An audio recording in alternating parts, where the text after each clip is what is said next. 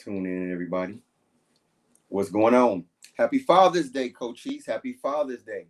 Yeah, I'm actually rocking one of my Father's Day gifts right now. This was a gift, Father's Day gift, this shirt. Um, actually, this shirt right here, because this is the way, right? That's what this is about. This is the way. Yeah, Frank is happy on Father's Day as well. Happy Father's Day to all of my fathers that are out there. Fathers aren't perfect, but we do the best that we can. I myself am a do the best I can kind of father, not one of those perfect fathers, which I don't think exist anyway. But yeah, it's today is Father's Day. Yesterday was Juneteenth. Was good, everybody was good. Come on in, come on in. But yeah, yesterday was Juneteenth, and there's a lot going on with this transition for Juneteenth, which is very interesting. Obviously, one of the most interesting things about Juneteenth is that Juneteenth is no longer Juneteenth. Juneteenth is now Biden's commemorated, the day that Biden commemorated. They've made it about Joe Biden. And I don't know if that, I don't know whose intent that is. I don't know if it's Joe Biden's or if it's just other people marketing. But everything now related to Juneteenth is celebrating, oh, thank Joe Biden. Joe Biden did this. Joe Biden, which, whatever. But I don't think people really understand what Juneteenth actually is for us.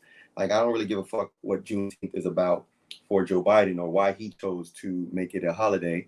I really don't care why people are able to celebrate the holiday when they are the reason. The people that are trying to celebrate this holiday are the very people that Juneteenth was protesting against in its rebellion of why we celebrated it as Black people. Our perspective of Juneteenth is not about, oh, the day that we were emancipated. Bullshit, Mr. Handman. And I would like to get off of this island, if you please. Emancipation Proclamation happened in January of 1963, January 1st, 1963, if I remember correctly. And the Emancipation Proclamation was not something that you should celebrate for a lot of different reasons. The Emancipation Proclamation was a statement by white people for white people to other white people saying that we no longer will do this thing that we've been doing for so many fucking years. And, it's like, don't pat yourself on the back, because one of the reasons why we celebrate Juneteenth, or why we were identified Juneteenth, because that's our colloquial. We invented that term. We coined that idea. But yeah, correct. 1863. If I said 19, that was my mistake.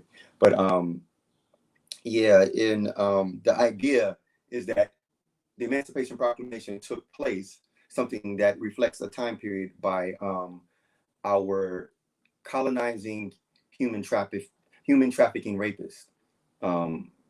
That's what that 400-year period represents for us. We were accosted by colonizing human trafficking rapists.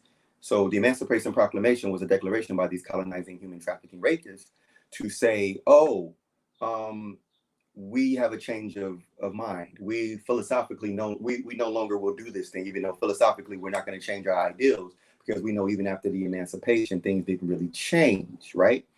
We continue to experience conditions that can go into a lot of different things. We can start digging into Jim Crow.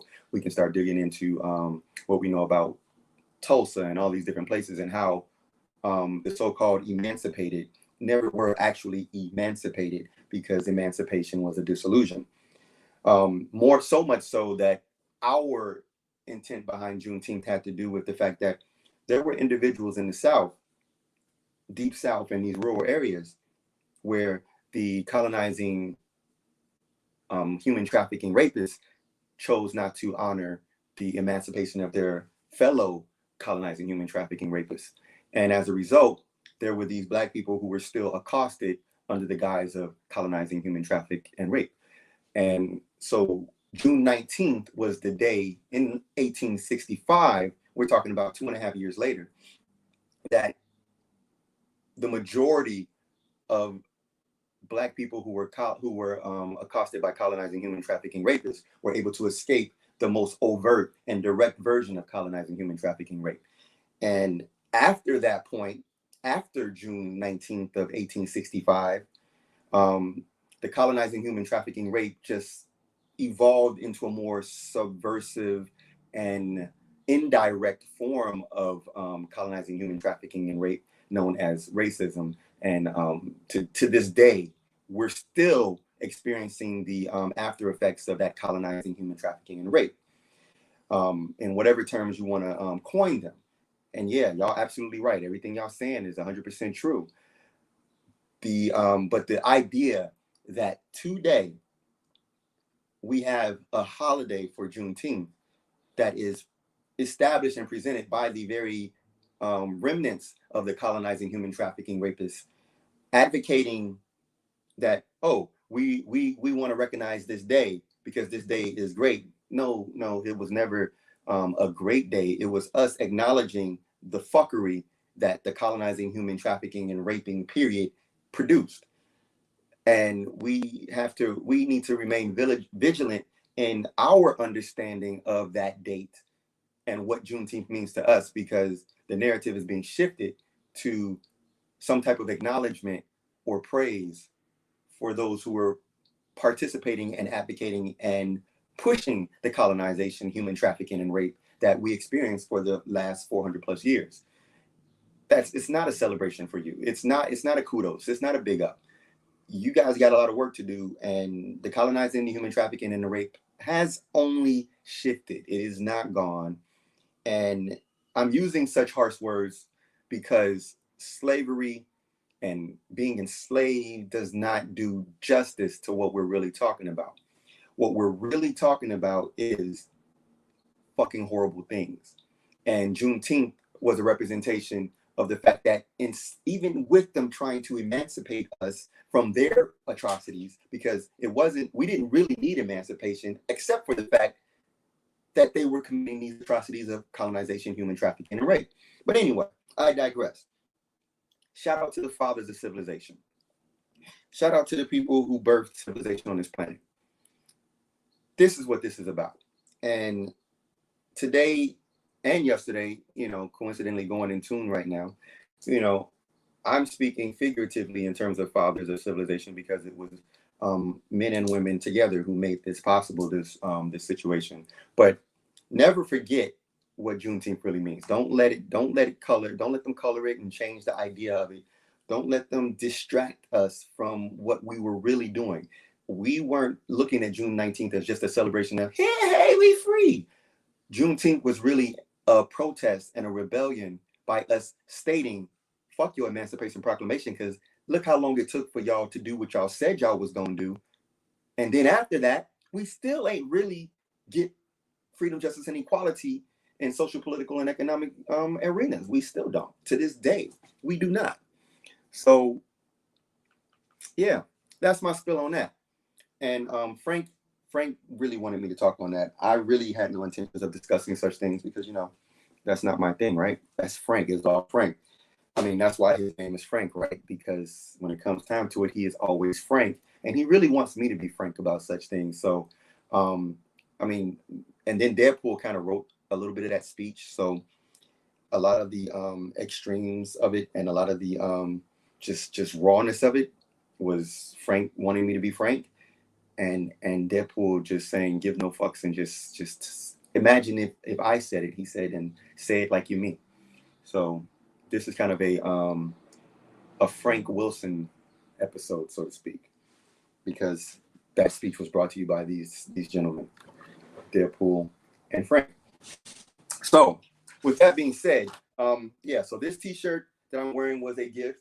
Again, this dope ass Mandalorian t-shirt. This is the way. That was a gift. I got a few other gifts. But what I want to talk about, which was pretty cool, because Chicago be having these moments where shit gets dope, right? So this weekend, the Museum of Contemporary Art, MCA, had a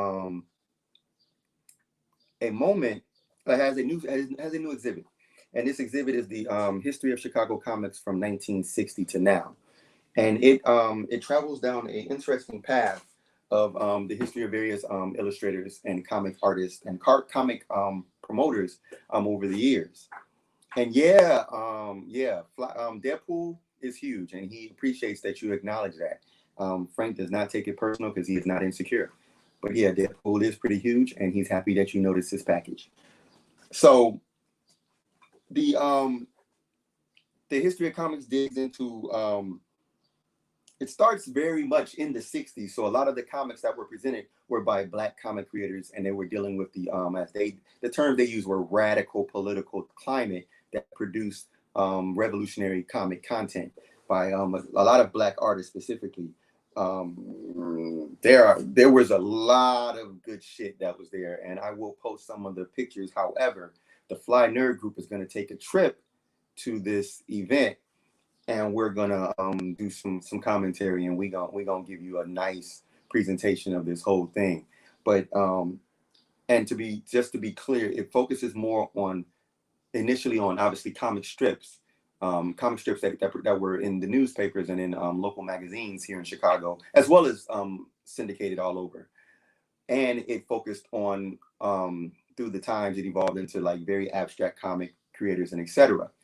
But yeah, we going, cause we taking a trip up there. So you can get the good footage, so we can really have some content for the show. But while I was there, here's a book that I got. It's Life as I See It. It's Black cartoonists in Chicago from 1940 to 1980. And notably, specifically, I want to point out Yaounde Olu and Turtle Only. Particularly, there's some of their work that was presented in this this event was pretty dope. And so this thing contains, and I'll just move these guys out the way. Deadpool doesn't mind because you've already acknowledged this package. So we dig it. And I'll just move Frank over here. Frank is okay too. He doesn't mind. But yeah, so it's got artwork and it's displaying some of that rare comic content from these Black creators over the years. It's got all types of stuff, man. It's got some really, really, really good content. So I had to pick this up. Richard Green. I think everybody should be familiar with who Richard Green is. If you aren't, look him up, especially if you're into comics and artwork like that. This brother has a lot of greatness. There's a lot of satirical commentary in the comics related to race and race issues, critical race theory, as the buzz is right now. But so I'll read the back of this. Between the 1940s and 1980s, Chicago's Black press, from the Chicago Defender to the Negro Digest to self-published pamphlets, was home to some of the best cartoonists in America. Kept out of the pages of white-owned newspapers, Black cartoonists found a space to address the joys, the horrors, and the everyday realities of Black life in America. From anti-racist time travel adventure serials to Klan-skewering gag cartoons, to radical racially mixed daily strips, to underground Afrofuturist comics. And we're talking about Afrofuturist going all the way back to the 1960s and early 70s. Like some really, really, really cool Afrofuturist work that was done. This is work that has for far too long been excluded and overlooked. This anthology is a companion to the Museum of Contemporary Art Chicago's exhibition, Chicago Comics, 1960 to now, and is an essential addition to the history of American comics. And on the cover, it mentions Tom Floyd, Grass Green, Seitu Hayden, Jay Jackson, Charles Johnson, Yaounde Olu, Tortel Only, Jackie Ormez, and Maury Turner. I'm really excited about digging into this. Here's some of that Afrofuturist classic goodies right here. Some of this stuff is like really, really, really dynamic. If you really see this, it's like when this guy uses his powers, it's like an ankh that is manifesting in through his powers. And you see the super cool cat daddies and cat mommies. Basically the Afrofuturist daddies right here. That's the squad, right? So yeah, this I'm really looking forward to this book. And I mean, again, comical satire. Well, have we been a credit to our race today? Right. Listen to that. Like, so yeah. So when we talk about Juneteenth and emancipation, and then we talk about like the fact that these Black comic artists have been etched out for a long time from the conversation about comic history and about the influence and importance of these Black creators in that space. Yeah, what was the emancipation really about? It was a political move. The whole thing was a political move, and we're still dealing with the politics of colonization, human trafficking, and rape to this day. So yeah, I'm really excited about this, and I can't wait to go back because there was a lot that I didn't really get to explore because we were on a time limit. And shout out to Dwayne Powell, because he got the early access on Friday. The exhibit started on Saturday, and we had an early sneak peek access, like kind of like a for fellow creators and then press and et cetera, et cetera. And I just tagged along as Amby does. He goes where he is able. So yeah, that was pretty cool. Definitely anybody that's interested in that should roll.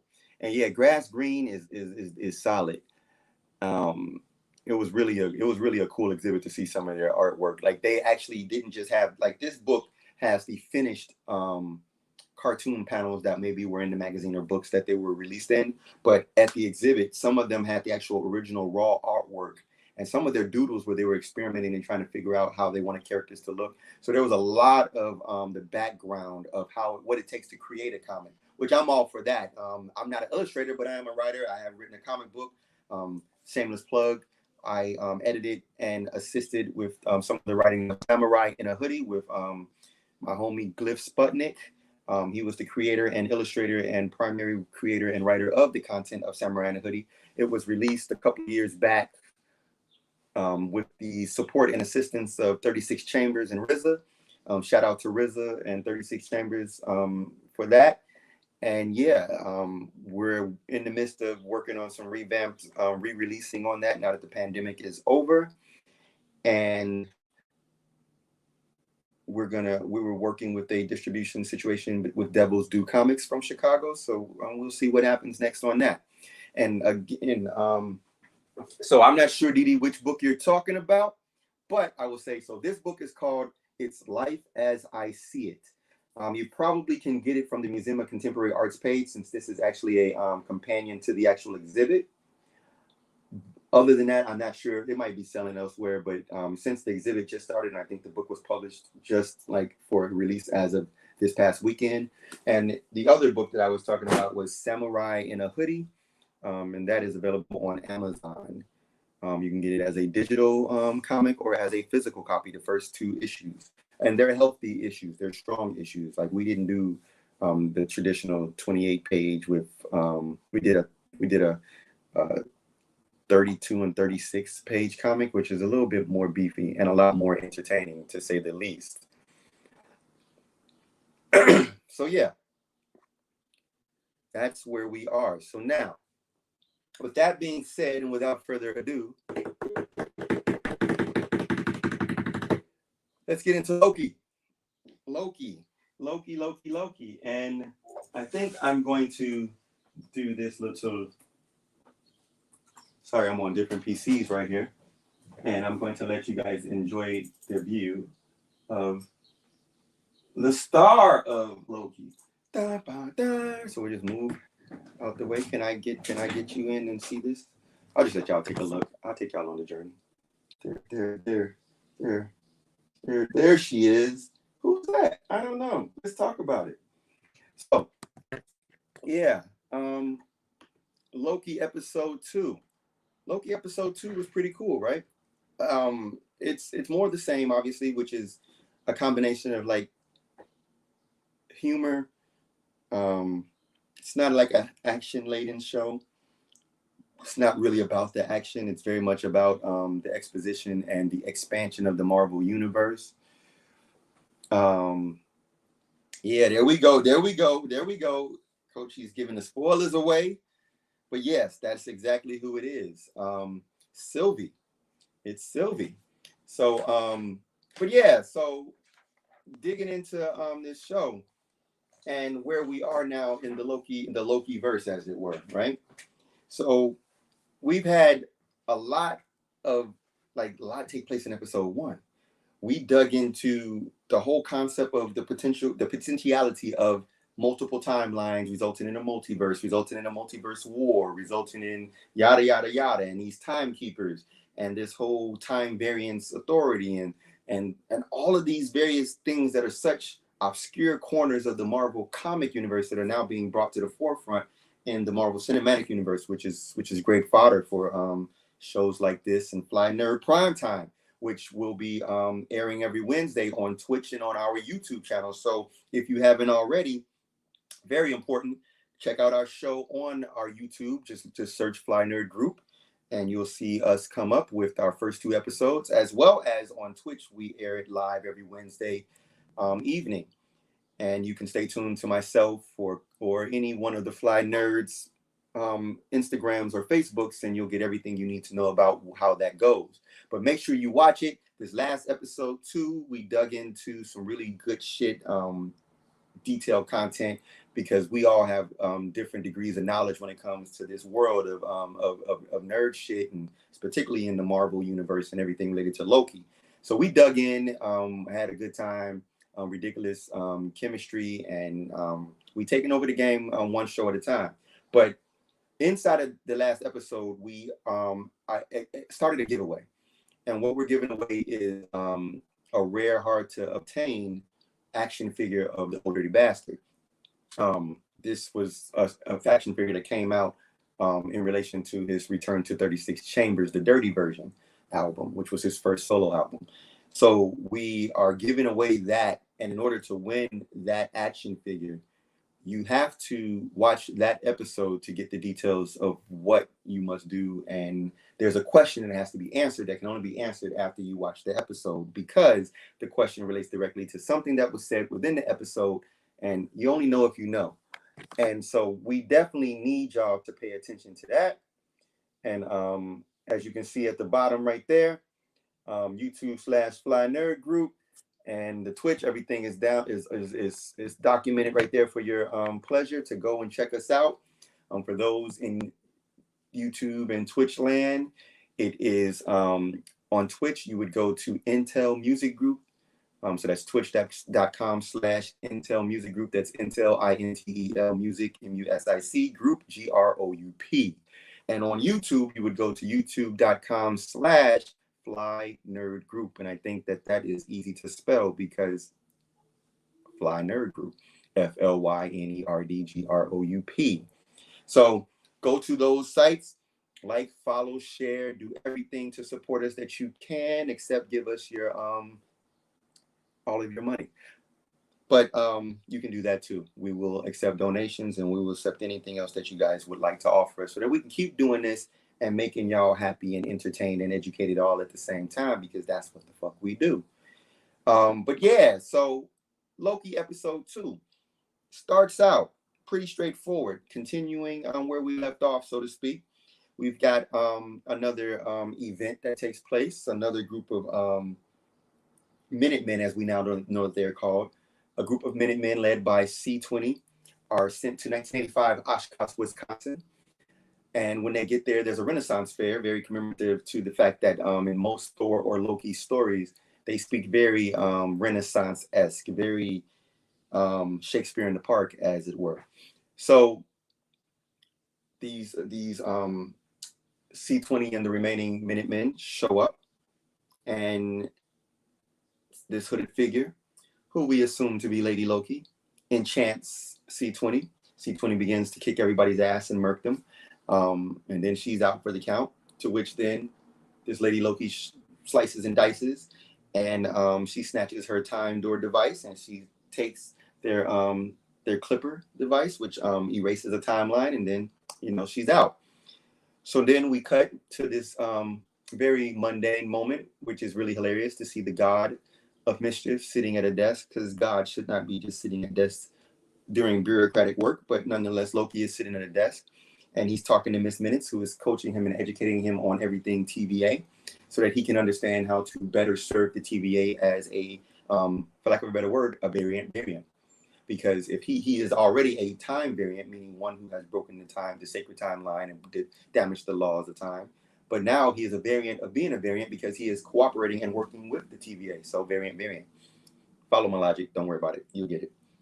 So one of the things that was interesting about this moment is we discovered that Miss Minutes is actually sentient. She is very much a living, breathing being. She is not just a pre-recorded, programmed episode that just runs when you're in line, but she is literally a sentient, conscious. As Loki asked her, are you recording? Are you pre-recorded or are you live? And she said, well, I'm a little bit of both, which is very interesting for a lot of different reasons. But yeah, so I'm sure we'll find more about Miss Minutes, because as we've learned, while a lot of things that Marvel throws at you are insignificant in the greater scheme of things and they're just fun Easter eggs, some things are important and matter. And I think Miss Minutes is going to matter. So Loki proceeds to be the god of mischief and do mischievous things. And so he takes a jet ski magazine and proceeds to try to hit this holographic image, to which Miss Minutes retreats after telling him he's an asshole.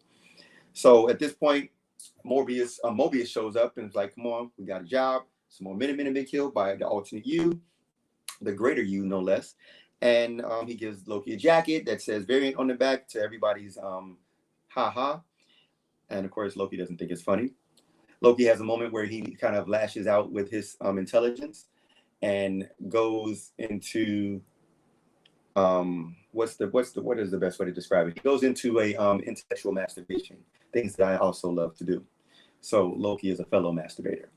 But yeah, he goes into an intellectual masturbation, and Mobius kind of be like, calm down, son, breathe, we don't give a fuck. And then calls him Professor Loki. So now they go off on this mission. They get there. They split because, of course, why wouldn't they split? And where they're going is back to Oshkosh, Wisconsin, 1985, to do some investigation. So they get there and Loki has this grand scheme to stall. Oh, this is what we're going to do. This is what we're going to do. This is what's happening because I'm Loki and I know Loki, and the other Loki is not as great as me, so they can't be smarter than me. But really, Loki is playing himself because Mobius is smart and always has Loki's number. So Loki gives this interesting little description of himself using a Asgardian quote, talking about sharp ears and sharp teeth, which is very Loki in its lore, because Loki, actually being a shapeshifter, actually fathered a wolf in actual mythology, not in the Marvel mythology, but in actual mythology. So in explaining this whole thing about sharp teeth and sharper ears, he tries to just stall as he figures out a hustle, because of course Loki is trying to get to the timekeepers, but Mobius catches him and says, nah, you're stalling. So they proceed to clip the timeline and come back to the TVA. The TVA, back at the TVA, Mobius is explaining himself to Renslayer and trying to get Renslayer to understand Mobius's strategy and what he's doing. So he's doing his thing, he's running through the gambit, and then he goes, there's this interesting part in here which I think is a play on what takes place in the comics when it comes to Mobius. There's one or two things that I think is happening in this moment with Renslayer. First of all, there's this ongoing joke about another analyst that is Renslayer's favorite, right? Because there's a scene where Moby puts the cup down and there's rings already there, and she says, no, those rings are there because of you, and he doesn't seem to remember that. It's possibly because it's not actually Mobius that we're seeing, but there's another Mobius. Like in the comics, they all look like Mobius. Like Mobius was everybody. Like there's a bunch of Mobiuses. And so it's possible that the other analyst that she's talking about that Mobius is jealous of is Mobius. And that probably sounds weird, but again, we're in the TVA and anything's possible in terms of weirdness factor, especially at the scale that this show is. So that's one thought that I had about that moment, is that maybe the other analyst is a Mobius. Then it also hit me that other person that is providing Renslayer with the trinkets from various timelines could possibly be a certain timekeeper, or maybe a certain guy that's going to show up in another show. I'm not going to say his name because Kai said we do not want to speculate. So I won't speculate. But what I will say is that if you watched my last episode of the Amby Warhol show, then you already know who I think the middle timekeeper is. And in this episode, they keep focusing on that middle timekeeper. Even in that scene where Mobius is talking to her, he starts to get into a description or a conversation about that middle timekeeper, but she cuts him off with the blah blah. So anyway, that's that on that moment. We won't go too deep in that, but stay tuned because my spoilers usually I'm batting 75% on things that I figure out in terms of where Marvel is going. But yeah, so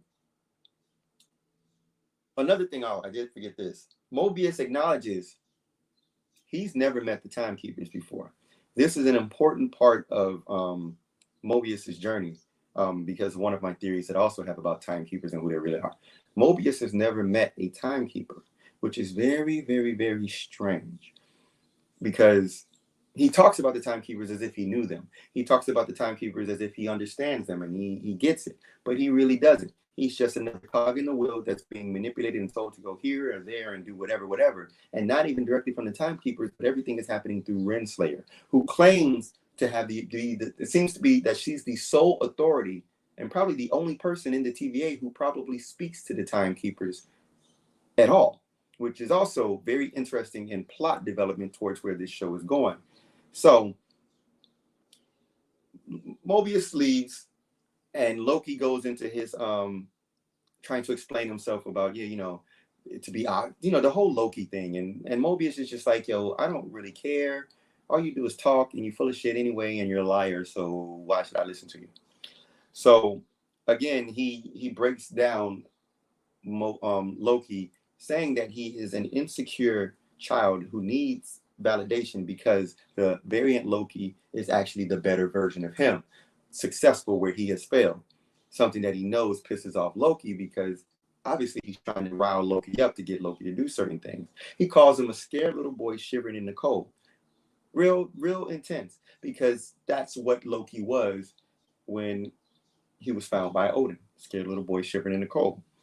But then Mobius also offsets that by saying, yeah, I could be empathizing with you because I just see a scared little boy shivering in the cold, or I just want to catch this other Loki and you're the fucking way to do that. So can we move on? You think what you want to think.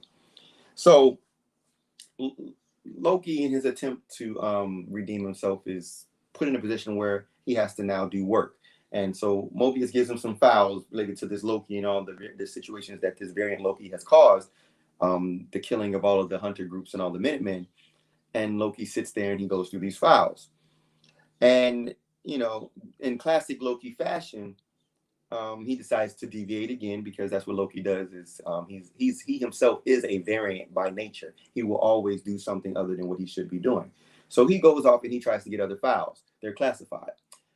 Lady tells him the only files you can get are these files, and she hands him his actual personal file on himself.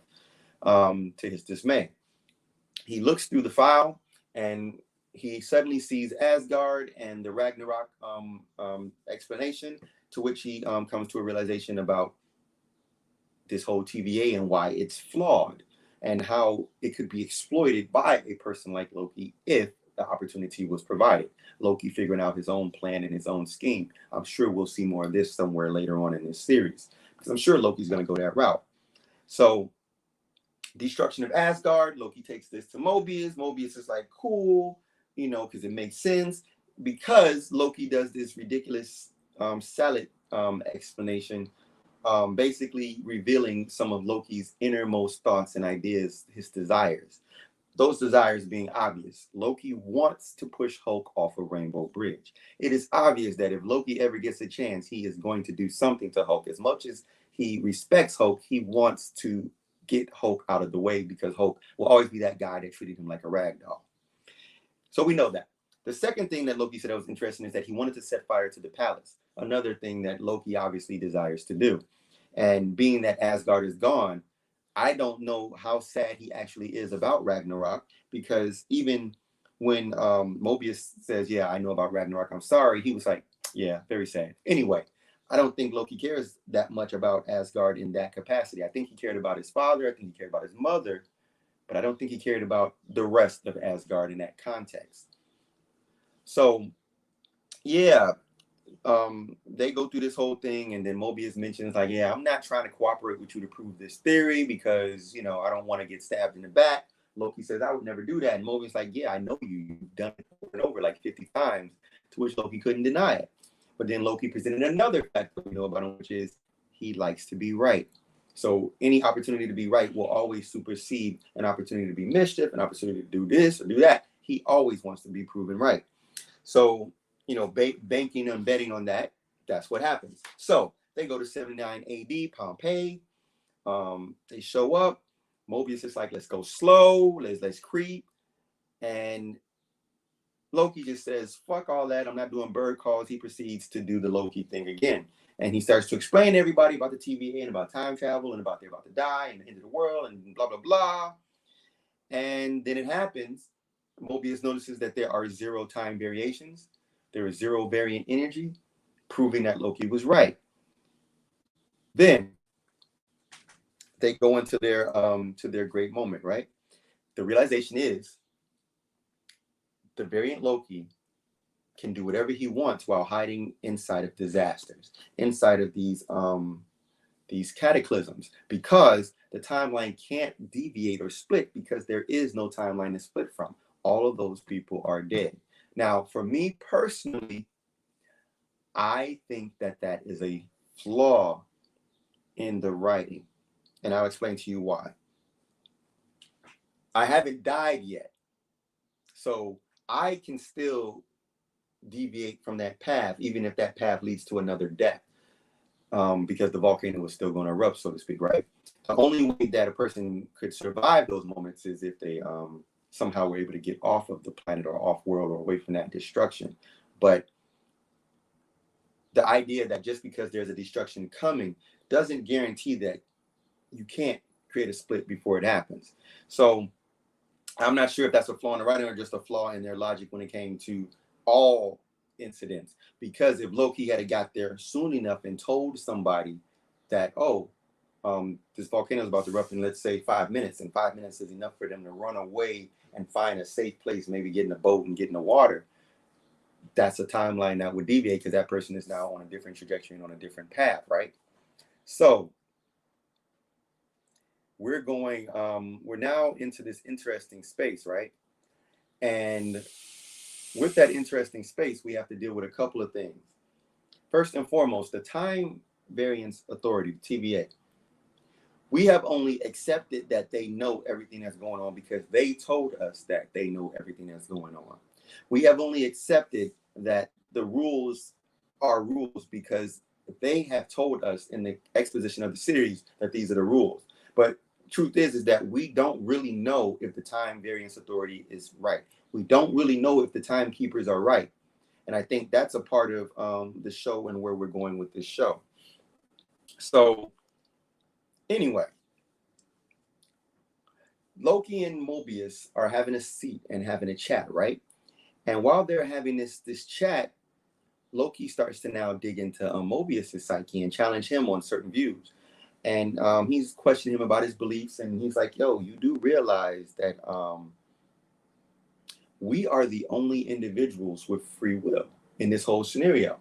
You know, you have your beliefs, but the things that we're doing are not status quo. We're doing things that are not a part of your normal parameters.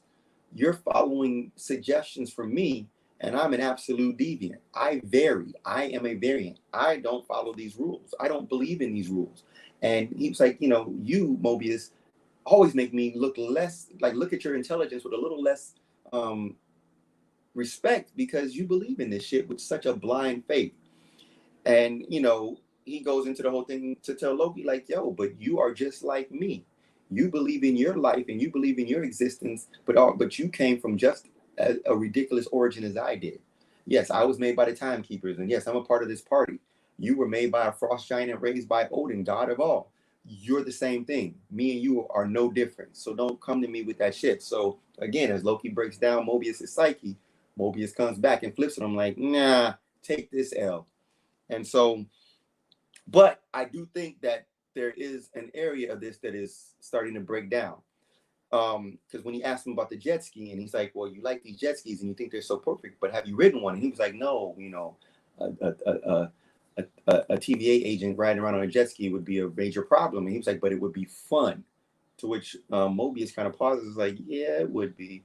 But nonetheless, I think that slowly Loki is altering Mobius's philosophy and his views on the TVA and the way things should work. And I think this plays heavily into one of my theories. This is one of those long shot theories, but I'll tell you anyway. I do think that the three the three timekeepers are Loki, Mobius, and Kang. I think that a future version of these individuals become and set up the TVA very much in the same fashion as Tenet. And in Tenet, that's the same thing that happened. As he went through the experiences and learned about this agency and what they do in relation to time, he's slowly becoming the guy that starts that agency in the future, thus become like going to recruit himself in the past. Crazy. But anyway, I think that there's an element of that the timekeepers could possibly be those three individuals: Loki, Mobius, and Kang. And we shall see, because I'm starting to see that Mobius is starting to see things a little bit more how Loki sees them, and Loki is starting to see things a little bit more how Mobius sees them. And I think that could potentially, and if you look at the statues, what also leads me to think this is that the statue on the left has horns on its head. The statue on the right has this ridiculous mustache, and then the statue in the middle looks like Kang, and the actor that plays Kang more specifically. So yeah, so they review this whole thing, that the timekeeper's primary goal was to prevent the timelines from splitting and to end all Nexus events. And then if that happens, then the TVA ceases to exist and everything is done. And as Mobius said, is we get to be with the timekeepers forever. Doing what? Sounds very religious, which is what Loki was alluding to. And I think having these conversations with Loki are starting to loosen some of the ideas that Mobius has about the TVA and his role in the TVA and his whole time variance and the timekeepers and all of that. Especially being that early in this episode, Mobius acknowledged, I don't even know these timekeepers. I never met them. And I'm starting to question, so we're seeing some things change in these characters. So in this conversation, though, through all of this, Loki makes up a very interesting point where he says that there are, like, no bad guy is actually bad and no good guy is actually good. And that made Mobius get into some thoughts right there, leading him to say, oh, the bubblegum, the little kid. Oh, yeah. And of course, now they have their second plot point. The first plot point is that they know that this variant, Loki, is hiding in cataclysms. The second thing that will connect the dots is that this bubblegum that he had could only have come from one of these cataclysmic moments in history. And that gum only existed from like 2047 to 2051. And so then they start to go through all of the records of the cataclysms to see where this gum and a cataclysm intersect, and that would be the point where the variant Loki would be found. So they figure this out, and voila, they go to notes 2050, Haven Hills, Alabama, to this place called Roxcart, which is basically like the future of Walmart. It's like just like how Walmart and Target replaced Zayre and Venture and Kmart. Roxcart seems to be the 2050 version of Walmart. This super huge store that sells everything and warehouse-esque situation. So in 2050, there's a major storm, hurricane that is decimating the area. They identified it as a class 10 apocalypse. We really don't know what the hell that means, but 10 is a big number, so we assume it's bad. But I guess eventually we'll get more context into what the apocalypse scale is to identify how bad class 10 is and versus all the other cataclysms, because obviously now that they have went to this particular cataclysm and found a certain Lady Loki, the next time they'll have to go to another cataclysm to find Loki and probably go through some more clues and whatever. But anyway, so now they arrive at Roxmart and they go in. Loki uses his magic to dry off, to which B-15 is like, bitch, what? And Loki's like, look, I'm smart, you're dumb, accept it. So they then decide to split up, and he goes with B-15 because he's trying to prove that he's trustworthy. And while they're off, there's a guy, and he touches B15 and she becomes enchanted when the green magic shifts, and then she becomes Lady Loki. And I am saying Lady Loki in quotes because I don't think it's Loki at all. And that's kind of given away because as they are dialoguing, as Loki is talking to the Lady Loki who has enchanted B15 and another person, what we discovered is that this person doesn't really doesn't like being called Loki, doesn't really consider herself Loki. And so in the midst of this, Mobius finds C20. C20 is mumbling off about random shit and admits that she gave away the Timekeeper's location to Lady Loki. Now, at this point, it's pretty straightforward, right? We now understand there's a bigger plot. This Lady Loki has kidnapped a TVA agent, a Minuteman, particularly C20, because she wants to get the Timekeepers. And access was given to Lady Loki, the information of how to find the Timekeepers, which is very important. Obviously, the Timekeepers are not easy to find because they're not in time. So where do you go? So Loki is talking to Lady Loki and trying to convince Lady Loki to join him in his scheme to overthrow the Timekeepers and blah, blah, blah.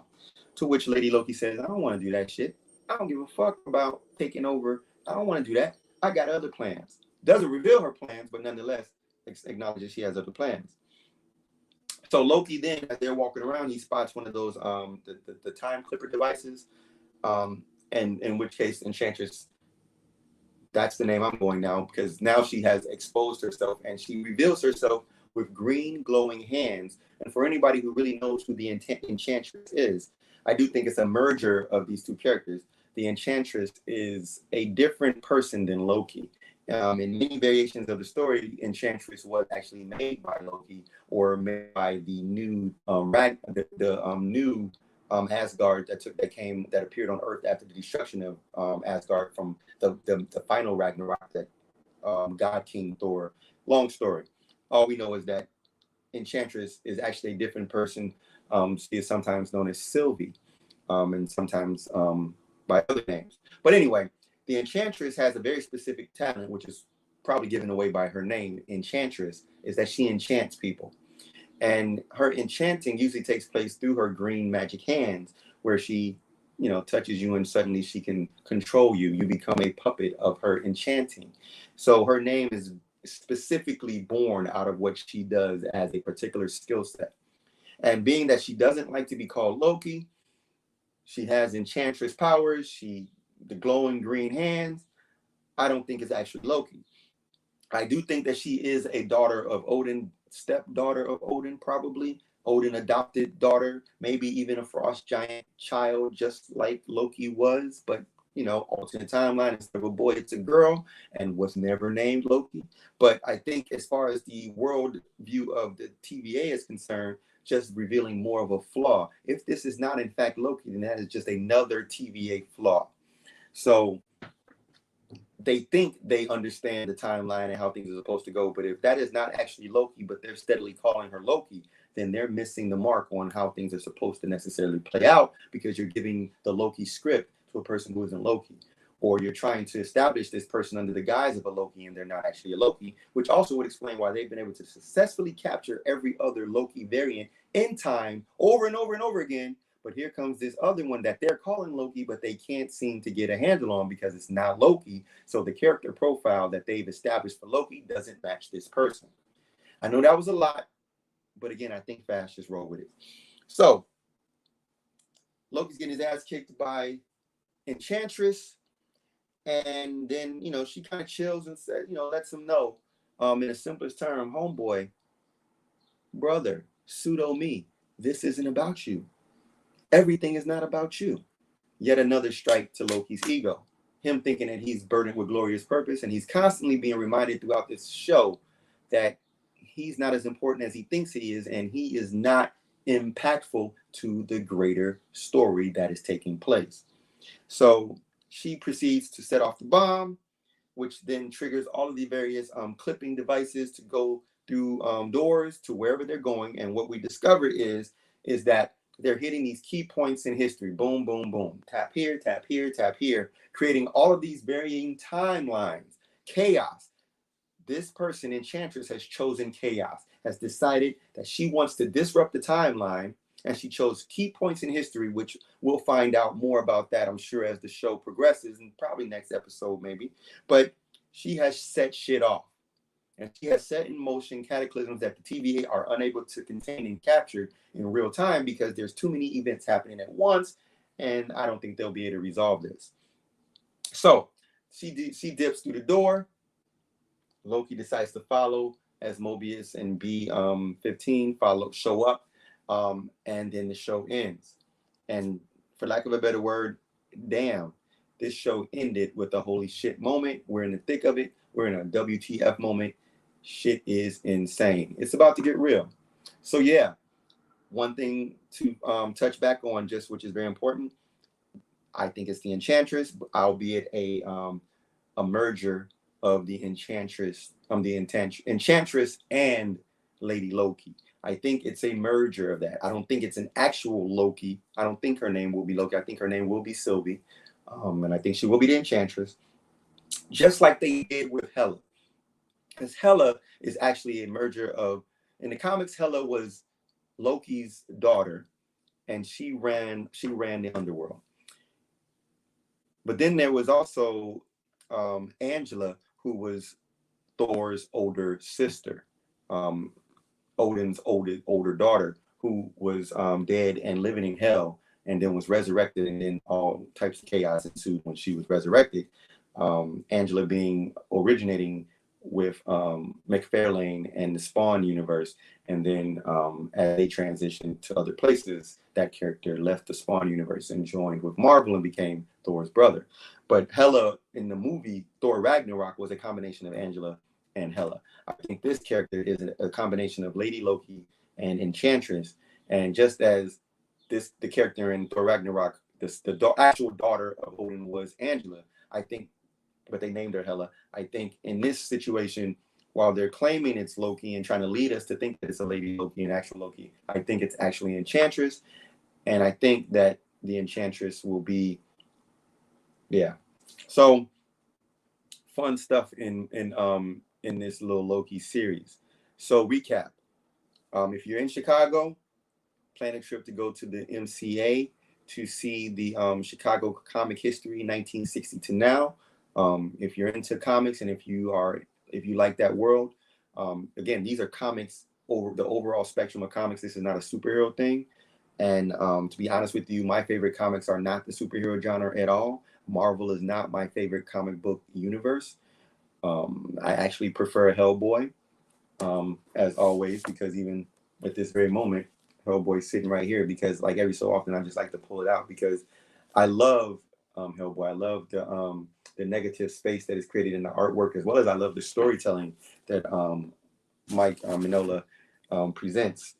I love Hellboy, and it's not really superhero in its presentation. It's more supernatural, and a lot of shit happens in it. But yeah, I like the other. I prefer a lot of the Image comics. Like one of my favorite comic series in recent years was actually Black Science. And interestingly enough, while we're talking about Loki and time travel variants, Black Science was an Image comic series that was related directly to, was about time travel. And it was about a man and his family who were trapped in time, trying to find their way back to their proper timeline. But what they found is that in these timelines, they kept coming across variations of themselves from other timelines. And all of these varying timelines kept trying to do the same thing, which was in the cycle of what turned out to be their fate over and over and over again, which I won't say what that is, because I think if you have not read it, where is it? So, for some reason, it's, book one is not there, so I apologize for that. But here's Black Science. Black Science is an actually amazing series. It's an amazing series, and it's written by Rick Remender, who is one of my favorite writers. Rick Remender did If you don't know Deadly Class, which was a great comic series, also in Image. He also there was a TV show I think for Deadly Class that didn't last through the first season, but nonetheless, it's a great looking series. Very much about them traveling through time and going through these different alternate planets and alternate Earths and various timelines. And in the midst of all this, trying to figure out a way back to their original timeline while stopping what seems to be an inevitable fate for these individuals. And they meet variations of people and various versions of themselves, and it gets very convoluted in a typical time travel story kind of way, where you run like Avengers Endgame, like Back to the Future, where you come across alternate versions of yourself, your daddy, your mommy, all that type of shit. It has the multiverse involved in it, but yeah, Black Science is one of my favorite series of recent years that I recommend if you have not read this. But yeah, nonetheless,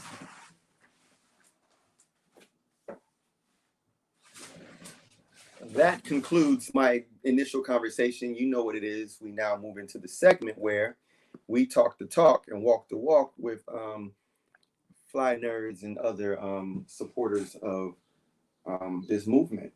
So yeah, he did do Fear Agent. I'm peeping that. Yeah, Reminder is my guy. I love Reminder as a writer, and I think that he's got some good shit. Yeah, she woke up and chose chaos. That's real. So yeah, and I know that we determined that these links don't necessarily work. We can work on that. But if you just take the second, go to Twitch and look up Intel Music Group. You'll find that their page, and then you'll see our Fly Nerd Primetime series, the saved stream on there. And if you go to YouTube and put in Fly Nerd Group in the search, you'll also find the details of the Fly Nerd Group, and you'll see our show also there, and some previous episodes from some of the previous stuff that the Fly Nerd Group in the form of Coach E, Soulstar, and Kaj G did a couple of years back. So you've got plenty of content to play with. I'm also on YouTube. All of my previous episodes, just go on YouTube, and again, you search The Amby Warhol Show, just like the name here on IG, on YouTube, and you'll find me there. You'll also find me on Twitch, even though, and I guess you guys can help me with that, I don't have the following to be able to save my streams on there. But if you could all do me a favor, go to Twitch, look up the Amby Warhol Show, look up Fly Nerd Group, follow them, follow me, go to YouTube, look up Fly Nerd Group, Amby Warhol Show, follow us on those pages, subscribe to our channels. Yeah, Fly Nerd Group is on Spotify, so you can find episodes previously from the podcast on there that you guys can listen to where they dig into things. And yeah, help us build this and make this what it is, because I love this, and this is what I love to do, and I'm good at it. The Fly Nerds is good at what we do. We're on this shit, and we about it. We have a lot of plans to bring interesting content to you over the coming weeks and into the next month. We're just getting warmed up, so just stay with us, work with us, rock with us. The name for Twitch, you'll find our Fly Nerd Primetime broadcast on Intel Music Group. It'll so I'll put it here in the comments. Intel Music Group. So you search that and they should come up. Yeah, there's the link actually for them. Twitch.tv/Intel Music Group. Mine should come up the same way. For my show on Twitch, it should be the Amby Warhol Show, the same way. And if you give me a second, I'll if someone can try and look that up and see if you can find it. If not, I'll have to figure that out. But yes, again, thank you all for your support up to this point. And I know you'll understand that there's far more to come.